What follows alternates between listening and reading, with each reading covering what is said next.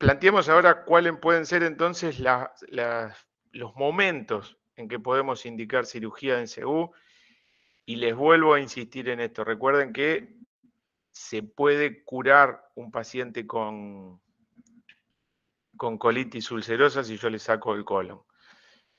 Y una de las formas que dijimos, si aparece alguna de estas complicaciones. Vamos entonces al megacolon, que era una de esas complicaciones. Denominamos el megacolon tóxico aquella dilatación total o parcial del colon transverso y ascendente. Fíjense que por ahí está bueno leer y ver que estamos del lado derecho, asociada a una repercusión sistémica y que está dentro de un paciente con colitis ulcerosa severa. Este es el paciente que decíamos hoy que teníamos en la guardia. Este megacolon, esta complicación colónica, siempre es primero pasible de tratamiento médico. Existen criterios diagnósticos que ahora los vamos a repasar para el diagnóstico de denominar a un megacolon como tóxico. Existen factores desencadenantes típicos del megacolon tóxico, la administración de opiáceos en pacientes con colitis ulcerosa, el uso de otros anticolinérgicos o todos los procesos invasivos de colon son factores desencadenantes típicos de megacolon tóxico, y es importante tener en cuenta esto porque un paciente con una complicación, si ustedes quieren, hacemos un pequeño... que previamente tuvo, es decir, con síntomas de importancia, que previamente tuvo alguno de estos elementos, tengo que pensar rápidamente en un megacolon tóxico para evitar la progresión y porque el tratamiento tiene que ser muy rápido, muy oportuno, porque si no los resultados no son buenos. Clínicamente se presenta con un cuadro de repercusión sistémica, es fiebre, taquicardia, signos de hipotensión en algunos pacientes más graves y la falta de eliminación de ese. Es decir, en un paciente con aumento del número de deposiciones, lo primero que nos va a decir el paciente es que por ahí hace 24, 48 horas que ya no va al baño.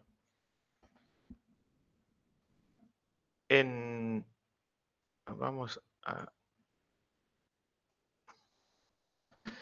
En lo que es el diagnóstico inicial, seguimos la misma, digamos, la misma cronología que en colitis ulcerosa, pero acá estamos en los agudos, así que tomografía y placa de abdomen van a ser los primeros elementos que vamos a encontrar.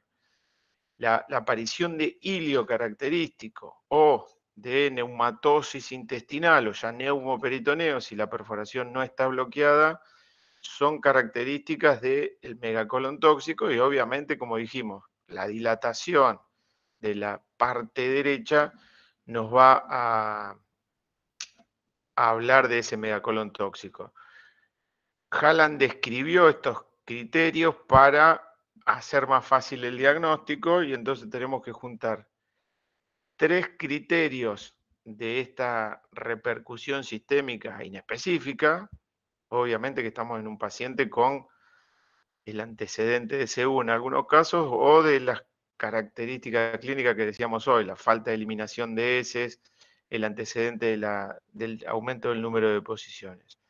Estas características de repercusión sistémica, de temperatura, taquicardia y cambios en el hemograma, con algún criterio de complicación o de agravamiento como la deshidratación, la distensión abdominal, trastornos psíquicos electrolíticos o de hipotensión arterial.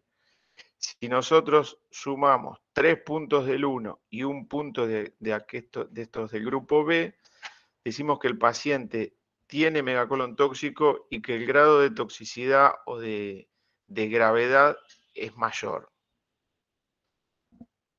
Estos son los criterios de Hallan. Hay un trabajo, fíjense, de cuándo son estos criterios. Al día de hoy siguen siendo de importancia, quizás no tengan la importancia de aquel momento donde el diagnóstico lo hacían con esto. Hoy en día con una tomografía una evaluación clínica y un laboratorio, no, tenemos inmediatamente el diagnóstico. Pero es importante tener en cuenta digamos, la importancia pronóstica que tienen estos criterios de Hallan y tenerlos incorporados para saber lo que tenemos que hacer ante un paciente que ingresa con estas características. Como dijimos, la endoscopía afuera, si tenemos una imagen de endoscopía porque la indicamos mal, la dilatación derecha del colon con edema de la pared y una mucosa que la vemos edematizada es característica de los pacientes con una complicación de este tipo. El hilio regional derecho también es característico y acá vemos 2 asas. En caso de tener más de 3 asas, hoy decíamos que eran una de los factores de mal pronóstico en el tratamiento. El tratamiento de estos pacientes decimos que tiene que ser oportuno, tiene que ser rápido. El objetivo va a ser tratar de bajar la presión en el colon. Esto va a hacer que pueda recuperar, es decir, al bajar la distensión local, va a aumentar la actividad motora del colon y por lo tanto, si progresa ese líquido que se suma dentro de la luz, va a mejorar la presión y va a mejorar la función. La inflamación local que se produce en forma contigua favorece la detención del músculo liso. Ustedes recuerdan, cuando uno estudia abdomen agudo, hay una máxima, una ley de Stock que dice que el músculo liso se detiene ante un proceso inflamatorio y el músculo estriado se contrae. Por eso un paciente con apendicitis tiene hilio y tiene contractura muscular del abdomen.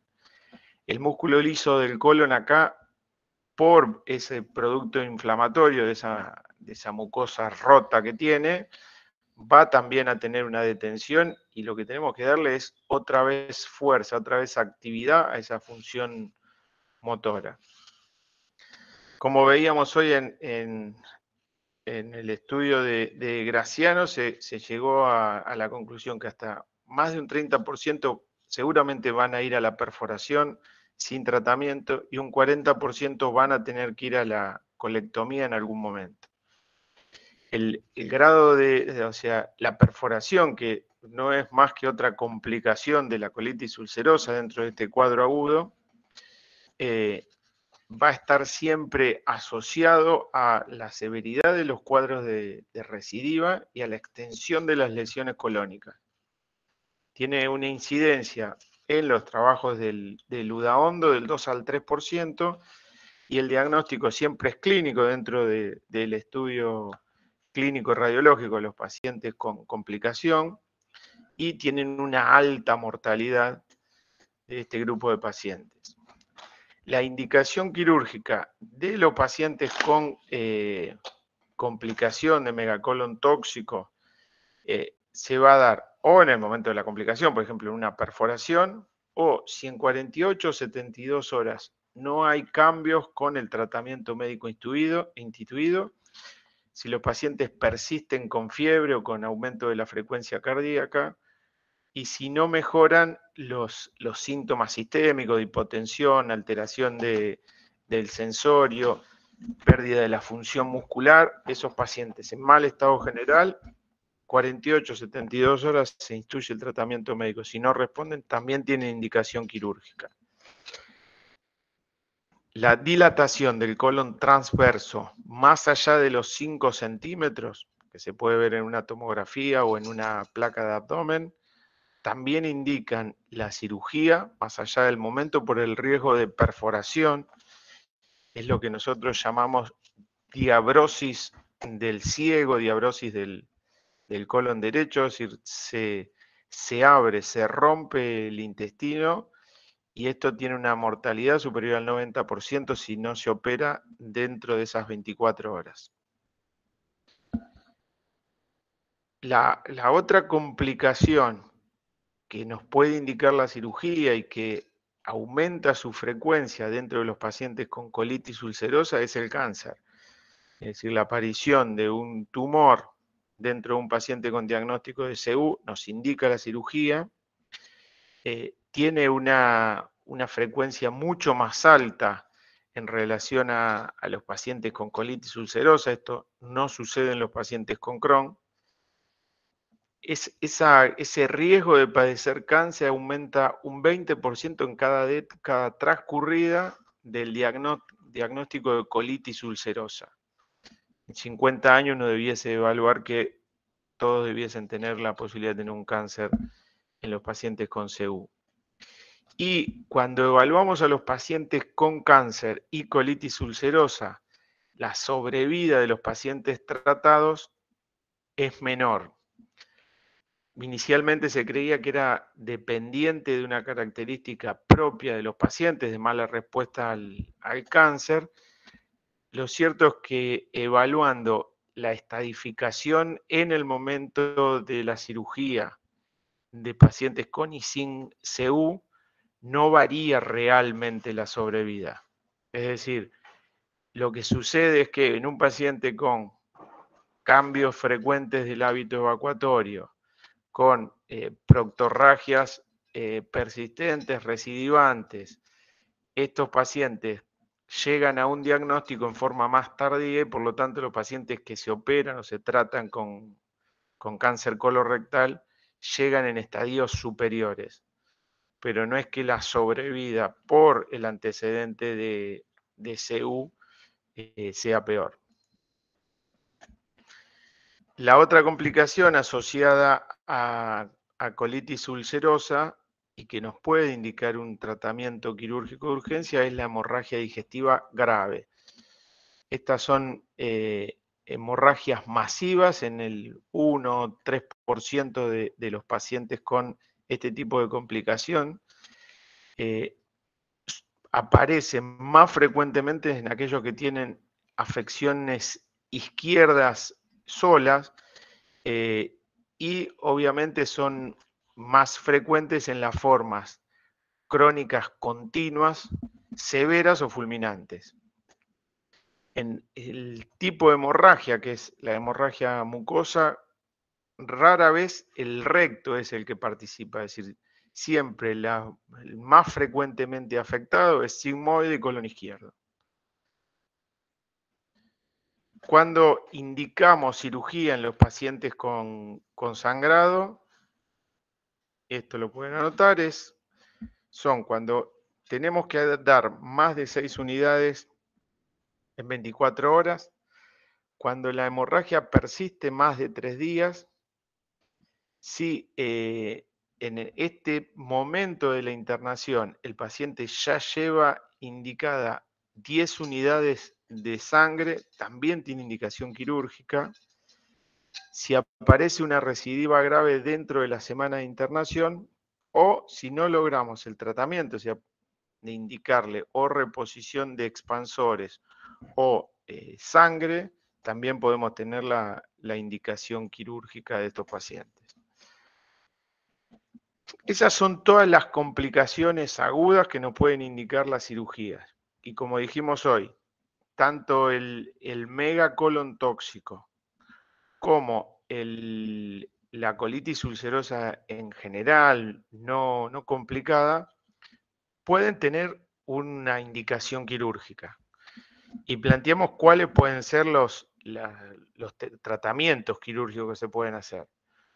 En el paciente levemente sintomático pero persistente, yo puedo tener una cirugía programada y el objetivo es sacar todo el recto y todo el colon y hacer lo que se llama una unión ilioanal en J. ¿Qué es esa unión ilioanal? O sea, ¿por qué no se le hace a todo el mundo? Porque estaríamos curando la enfermedad de colitis ulcerosa, porque esta anastomosis ilioanal tiene complicaciones locales muy importantes que hacen que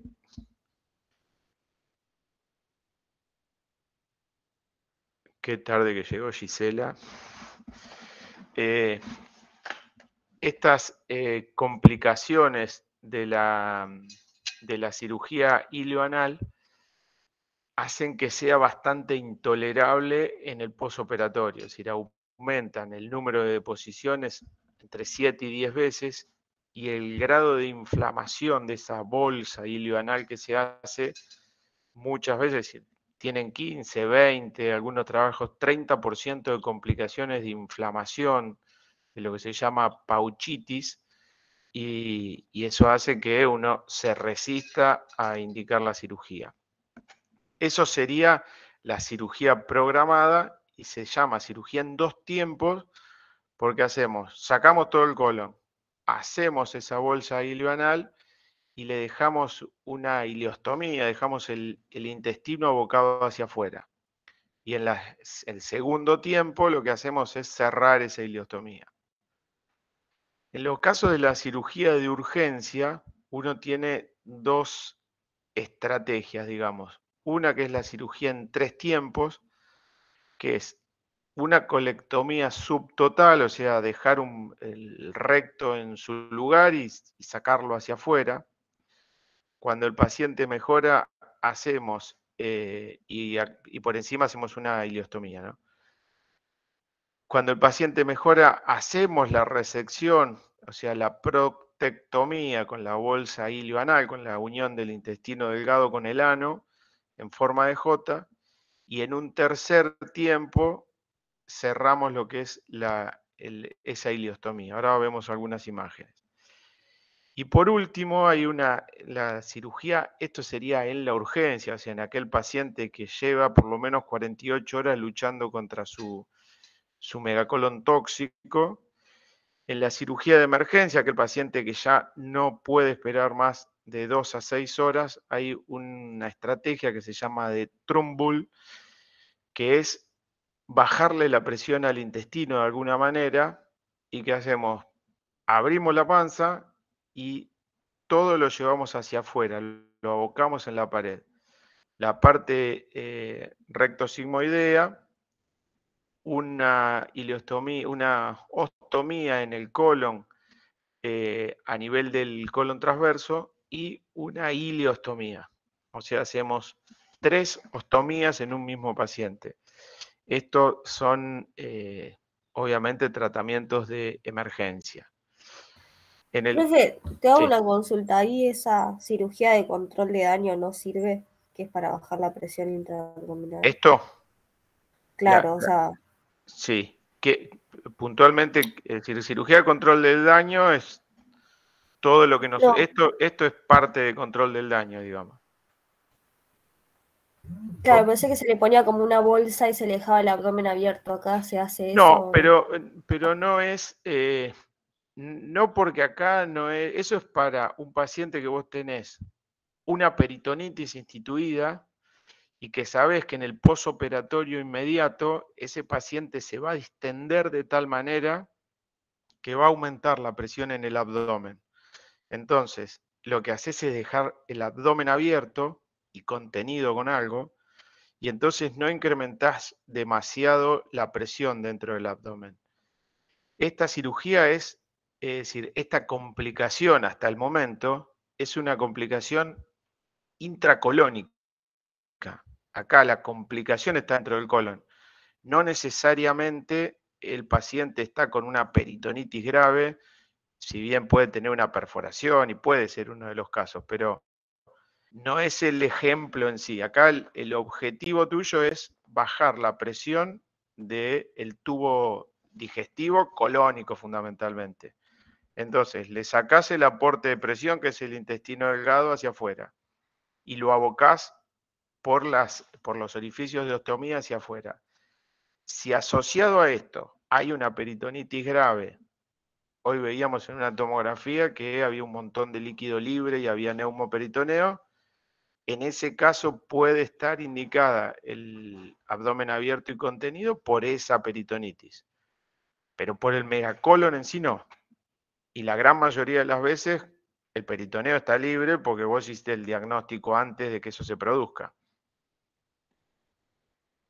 Bien, gracias. Bien.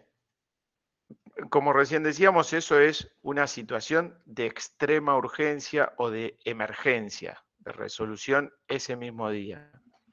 Cuando nosotros le planteamos al paciente, como veíamos hoy, la cirugía electiva, las opciones que teníamos eran entonces, una de las opciones es sacar la totalidad del colon, dejar el recto y hacer una unión entre el ilion y el recto.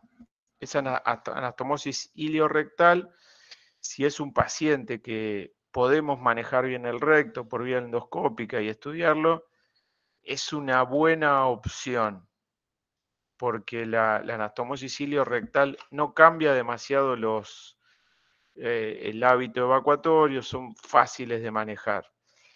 Lo que pasa es que como el recto en todos los pacientes está afectado, no siempre tenemos la oportunidad de hacer este tipo de cirugía.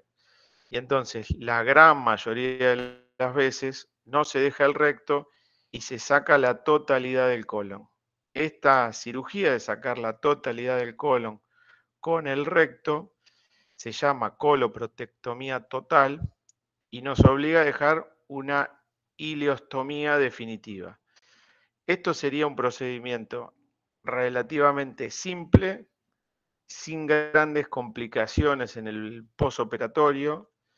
El tema es que el manejo de la ileostomía, para muchos pacientes, las inflamaciones periostómicas en los pacientes con ileostomía, imagínense que lo que sale desde el ilion es tejido intestinal, se pierde la absorción de líquido, la irritación del tejido del líquido intestinal sobre la piel digiere la piel muchas veces, entonces no es de fácil manejo y muchos pacientes rechazan digamos, la ileostomía como método definitivo.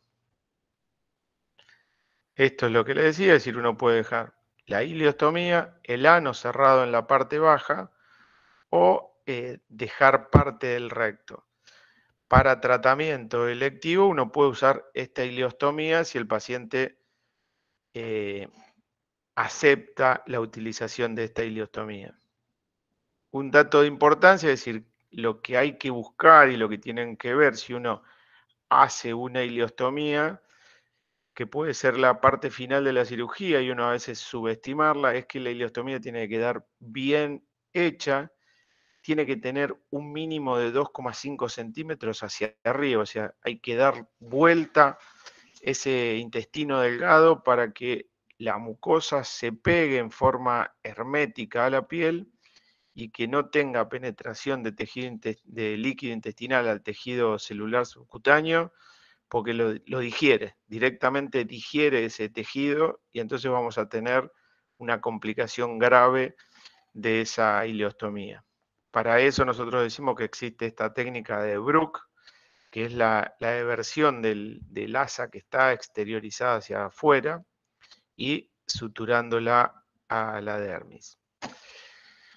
Cuando planteamos con el paciente que puede mantener la evacuación por vías naturales, lo que le tenemos que plantear es esta anastomosis del intestino delgado, del ilion, con el ano directamente.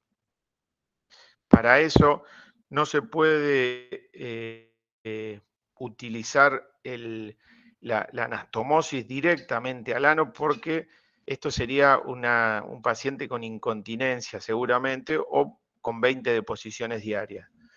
Para eso lo que se hizo fue distintas formas de generar un reservorio en ese intestino delgado. Y entonces la forma de generar reservorio es plegar sobre sí mismo ese intestino delgado. Entonces uno puede plegarlo como si fuese una J, este es el más utilizado, esto se llama pouch en J, se lo dobla así, todo esto se lo une en una sutura mecánica, se hace una única cavidad y se une la parte baja de esa J al ano directamente. Algunos hacen una doble plicatura de esto y los van uniendo, esto se llama en S. También se puede hacer una cuádruple plicatura y esto se llama en W. o unirlo en forma desfasada y esto se llama NH. Ninguna de estas 4 formas modifica el número de deposiciones diarias en forma importante y a medida que vamos haciendo esto de J, S, W o H, tiene mayor número de complicaciones, con lo cual el que menos complicaciones tiene y mejores resultados, por lo tanto vamos a tener es el pouch en J, y hoy es casi, les diría, el único que se utiliza. Esto es entonces lo que hacemos, se saca todo el colon, se hace esa unión en J del intestino delgado como reservorio. Este sería el primer paso de la cirugía y se deja un pedazo del intestino delgado abocado afuera en forma de ostoma, en forma de ileostomía, que se cierra más o menos a los 60, 90 días después de la cirugía, después de que esta unión del ilion con el ano se hizo segura. Esta es cómo hacemos las ileostomías y la ubicación que tenemos que tener de la ileostomía, que es también de importancia porque tiene que existir una zona de la pared libre para poder poner la bolsa. Esta es una de las piezas de resección de una colitis recurrente con la formación de pseudopólipos, la mejoría del lado derecho y un paciente con enfermedad crónica recurrente que fue a resección. Fíjese el diámetro del colon disminuido y la granularidad gruesa de otro paciente actual. Esto es para ver la formación de las úlceras que tenían también en una pieza de colon. Bueno, ¿tienen alguna pregunta sobre colitis ulcerosa? A mí me quedó una duda. ¿En todas las cirugías que estaba explicando recién de tratamiento electivo son en 2 tiempos o se pueden hacer en un tiempo? No, nunca en un tiempo, porque si uno va a... Es decir, siempre vos vas a hacer la cirugía en el menor número de cirugías posibles, pero nunca se puede hacer la unión o nunca se aconseja hacer esta unión sin desfuncionalizar eso. Es decir, si vos haces esta unión y inmediatamente que termina la cirugía empieza a pasar líquido intestinal por la unión de este reservorio generado con el ano, las posibilidades de filtración son mucho mayores. Entonces, se hace esta unión y mientras se espera que